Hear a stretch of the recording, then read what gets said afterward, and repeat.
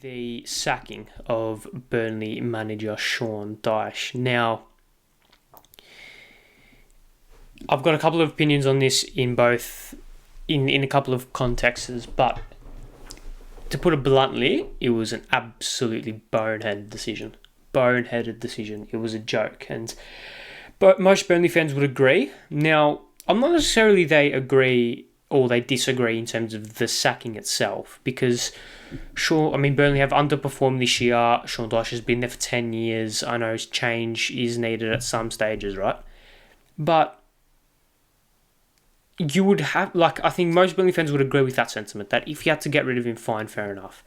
It's, in my opinion, what it is the timing of the sacking. Now, it is the 18th of April, he got sacked on Friday, and why do it now? Why do it when there's 7 games left? Whereas if you sack him in February, even early March at the latest, then you give the new manager a good time to get the new manager bounce, hopefully keep them up, and then they can go through with pretty much with a streamlined way through to the new season, right? If they keep them up, great. Or you sack him after the season. If you want to sack him, do it after the season, regardless of if you're up or if you're down. That means a new manager can come in and then do a fresh slate on the club with a full preseason and whatever. To do it now leaves the club in such a horrible position. And it's not only the team in the club in the horrible position. It leaves the team in a horrible position, because they're managed by, I think, the under-23s coach, and also Ben Mee. I'm pretty sure Ben Mee's out for the season, but still, it just leaves them in such a horrible position, and it's almost written them out of staying alive. I know they drew against West Ham, and I know they were playing football, which was bizarre to see, but it's just an utterly weird decision to get rid of him. Sean Dyche has proven that he can overperform with underperforming teams, or with underwhelming teams, with teams that don't have much backing or don't have much substance to them. He can overperform with them. And he got Chris Wood and Ashley Barnes to a European tour. He made Europe with Ashley Barnes and Chris Wood and Dwight McNeil and players like this, right? So, I think he was the perfect person to keep Burnley up and to keep them going and to keep them fighting this relegation battle. But for whatever reason, I don't know, they just decided that it was best to let him go. And I don't understand it. I don't know the inner workings of the football club.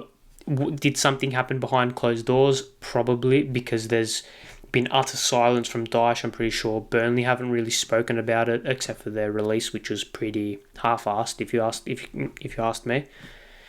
And they haven't really brought a replacement. It was Sean Dyche's whole coaching staff as well, so there's no backroom staff to lean on anymore for Burnley, and yeah, just a real boneheaded decision on Burnley's behalf. And now it leaves the squad in a weird place because they've got no manager. And if they go down, why would Cornet and Weghorst want to leave? They've come from teams that have played well. They've come from European teams that have been doing okay. Why would they want to stay in a relegation Burnley team who probably won't even come back up? It's one of those where it's this sacking, which in the short term was the right decision, could come back to bite Burnley really quickly, because Sean Dyche will get picked up by another Premier League club without a doubt, without a shadow of a doubt, and because he's just so reliable. And imagine if he starts getting backing from a board. The Burnley board have put the blame on someone as a scapegoat, when really they should put the blame on themselves. They've put no money into the club at all. Except for this season with Weghorst and Cornet, they haven't invested in the team. It's been free signings, it's been cheap signings from the Championship and from League One and what have you. And I just don't get it. I just seriously don't get that mentality of blaming Dyche when it's your fault.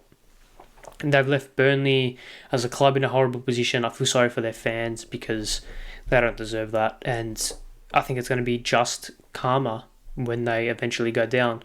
They're 3 points behind Everton, and Everton have a game in hand.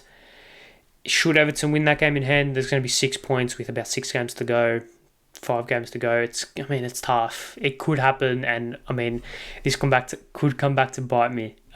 Should they pull a miracle out of nowhere?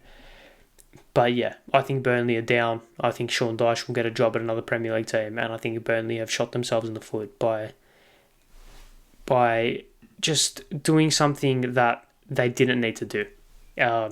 Burnley have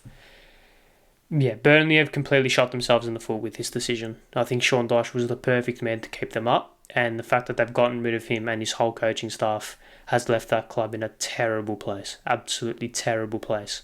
And if they're going to go down, I think that's the writing on the wall for them. I think they've resigned themselves to the fact that they'll be playing championship football next season, and getting rid of one of your best managers in a long time, getting rid of the manager that got Chris Wood and Ashley Barnes European football, is probably going to be the downfall for them. And yeah, I feel sorry for the club. I feel sorry for the fans. I don't feel sorry for the club because again, boneheaded decision, but it is what it is. Burnley are probably going to be fine in the long run. They'll get another manager in. There'll be a new philosophy implemented. And who knows, maybe in 3 seasons' time, Burnley will be promoted, playing attractive, expansive, asymmetrical football with intricate lines and what have you. But however much I doubt it, it could happen. Who knows? I think we're done with the Burnley talk because I feel very, very, very sorry for them. But it is what it is. Karma could come back to bite me, but who knows? It might. It potentially will as well. But moving on to